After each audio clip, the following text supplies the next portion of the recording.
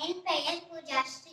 திருக்குறள். அகர முதல எழுத்தெல்லாம் ஆதி பகவன் முதற்றே உலகு. நன்றி மறப்பது நன்றன்று நன்றல்லது அன்றே மறப்பது.